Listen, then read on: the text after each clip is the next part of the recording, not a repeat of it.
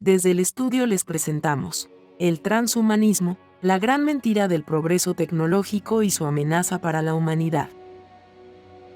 Desde las sombras de los laboratorios de Silicon Valley y los pasillos del Foro Económico Mundial emerge una ideología que promete rediseñar lo que significa ser humano. El transhumanismo no es simplemente otra teoría científica o filosófica, sino un movimiento radical que busca redefinir la naturaleza humana mediante la tecnología, creando una nueva casta de seres mejorados mientras relega al hombre común a la obsolescencia.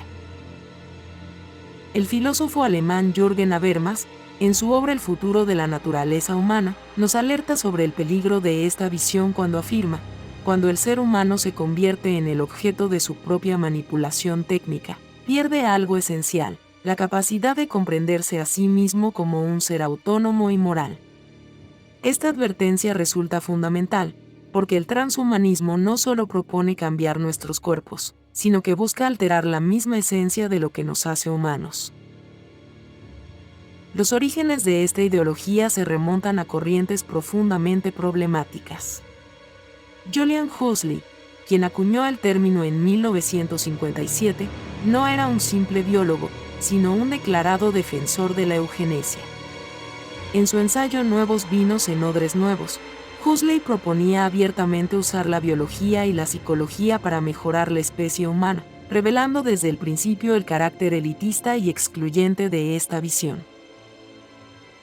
Pero las raíces son aún más oscuras.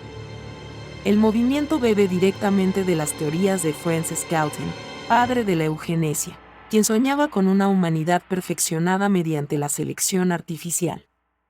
Como bien señala el historiador Erwin Black en La guerra contra los débiles, estas ideas no desaparecieron con el nazismo, sino que simplemente se reciclaron bajo nuevos nombres y tecnologías más sofisticadas.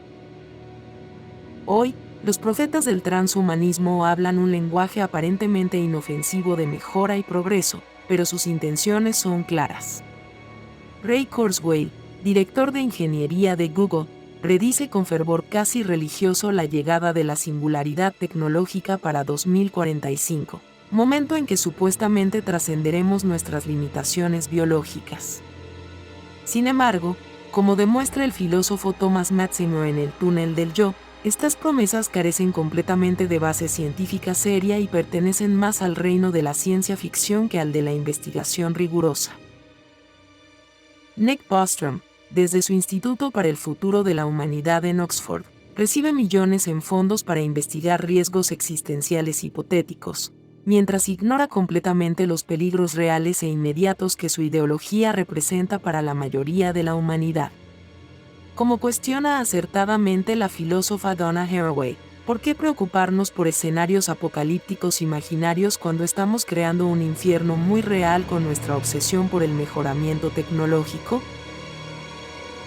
Elon Musk, con su empresa Neuralink, experimenta con implantes cerebrales en animales, mostrando un preocupante desprecio por la vida y la ética en su búsqueda de fusionar humanos y máquinas.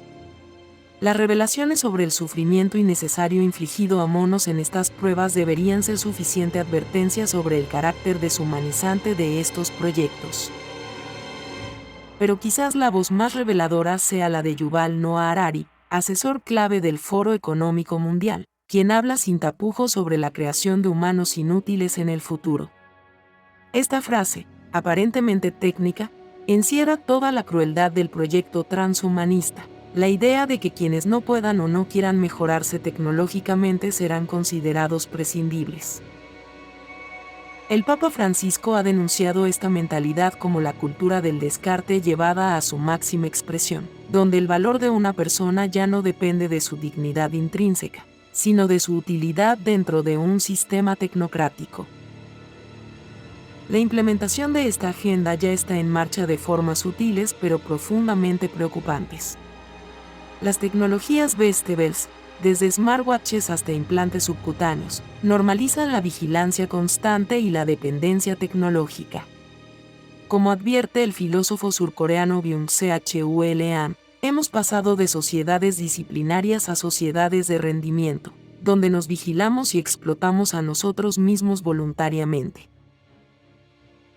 La medicina mejorativa, disfrazada de avance terapéutico, prepara el camino para la modificación genética de seres humanos. Francis Fukuyama, en El fin del hombre, alerta sobre cómo esto creará inevitablemente una nueva aristocracia biológica, donde los ricos podrán comprar ventajas genéticas para sus hijos mientras los demás quedan relegados a una condición de inferioridad permanente. El filósofo italiano Maurizio Lazzarato describe cómo el capitalismo contemporáneo ya nos trata como deudores neuronales, y el transhumanismo llevará esta lógica a su extremo final. Seres humanos permanentemente endeudados no solo económicamente, sino biológicamente, obligados a actualizarse constantemente para no quedar obsoletos. Frente a esta amenaza, voces valientes se alzan en defensa de la humanidad común. Leon Kass, expresidente del Consejo de Bioética de Estados Unidos, sostiene que es precisamente en nuestra fragilidad y finitud donde encontramos lo más valioso de la condición humana. La física y activista india Vandana Shive denuncia cómo el transhumanismo representa una nueva forma de colonialismo, donde las élites tecnocráticas buscan dominar no solo territorios, sino la misma naturaleza humana. El teórico social Jeremy Bevkin advierte sobre el surgimiento de una nueva era de apartheid biotecnológico, donde la brecha entre mejorados y no mejorados será más profunda e insalvable que cualquier división racial o económica del pasado. Como sociedad, nos encontramos en un momento crucial. El transhumanismo no es un destino inevitable, sino una elección consciente que estamos haciendo o permitiendo. Como escribió el filósofo checo Jan Patočka, la verdadera crisis no es la crisis de las instituciones, sino la crisis del hombre frente a sí mismo. La solución no está en rechazar la tecnología por completo, sino en subordinarla a valores humanos fundamentales. Debemos exigir que los avances tecnológicos sirvan para empoderar a todos los seres humanos, no solo a una élite. Como propone el filósofo francés Bernard Stiegler, necesitamos una economía contributiva donde la tecnología amplíe, en lugar de reducir, nuestras capacidades humanas esenciales. El futuro que nos espera si continuamos por este camino es profundamente preocupante.